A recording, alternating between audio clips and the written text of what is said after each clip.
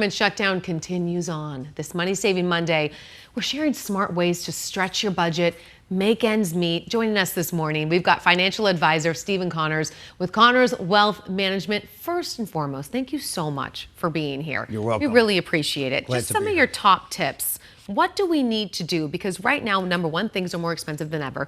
Government shutdown. Some people are not getting paid right now.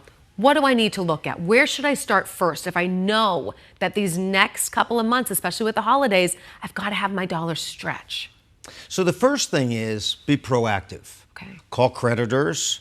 Call, if you've been someone that's used credit and you've been responsible and you have exhibited to the lender that responsibility, then share it with them. Be proactive. Don't be defensive and wait for a bill to be late or a credit card statement to start adding up that interest. Right. You want to be proactive, call first, and negotiate. Put your negotiating skills to work. Tell me what that conversation sounds like. What if I've never done that before? So what would that conversation sound like, and who exactly should I be You don't calling? need to be an expert, first of all.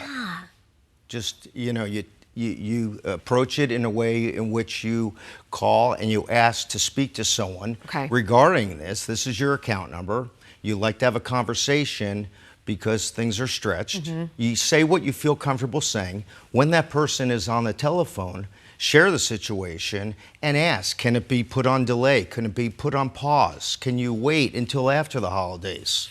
If you have a good track record, they're more than likely to agree to that, or some sort of, without putting myself out there, but by saying that you've been responsible, can you put it on pause? Can we delay payment without incurring extra charges? You'd be surprised. More and more of and they know what's going on with the government shutdown and everything else, that they're more likely than not, especially if you reach out to them as opposed to the alternative. Oh, see, that's great. So being proactive rather than just waiting for that bill and just putting it away. Exactly. I want to talk about our emergency funds. A lot of people right now, especially federal workers who aren't getting paid, are dipping into savings. What do we need to look out for there? What's the smart way to tackle that? Well, the first thing you could do is if your savings are, there are some where the savings are non-existent. Right. So if they're non-existent, because these aren't things that we're talking about that we could put off. There is a sense of urgency, right? Absolutely. So the gig economy, Uber, Lyft, DoorDash, all of the above, there's no applying process. You can begin working right away. Put your pride aside. This isn't about ego or anything like that. Get to work. Just to make ends meet, temporarily. It doesn't have to be forever. But do it to put food on the table and to give yourself some space to take a deep breath and relax and say, okay, we're going to get through this. To your family, or if it's for yourself, I'll get through this. Because these are tough times, and we will get through this. And if you do take the initiative, just like when you're talking to a creditor, well, if it's the gig economy and you're talking to Uber or Lyft or one of the others, do it and don't delay. I thought this was an interesting point. You mentioned Roth accounts as a potential resource. Yes. How does that work? Okay, so Roth, the benefit of Roth is you're using after-tax dollars to go into the Roth account, okay? Unlike a tax-deductible contribution to a traditional IRA. So when you pull money out of a Roth IRA, and if you're above a certain age, there are things that you want to check into first. Sure. But the profits and the gains, because this is our third up year in the markets, a very strong market. So the thing is, you can pull funds out without paying any taxes if you meet certain thresholds.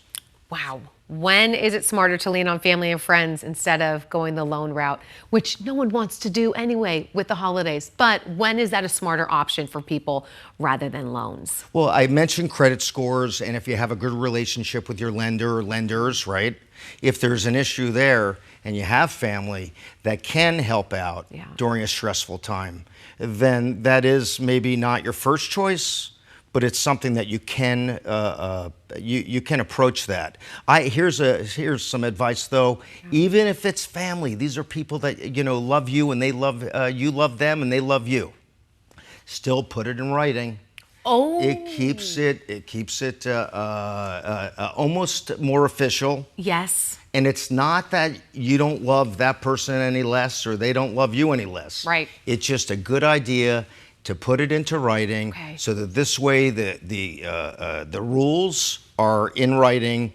So that is something I would certainly suggest. Oh, that's so great. All right, Stephen Connors, thank you so much. It's a tough time right now, so having your expertise, especially here for our viewers and for us even in studio, is just so important. So we really appreciate it. My pleasure. Yeah. All right, Allison, over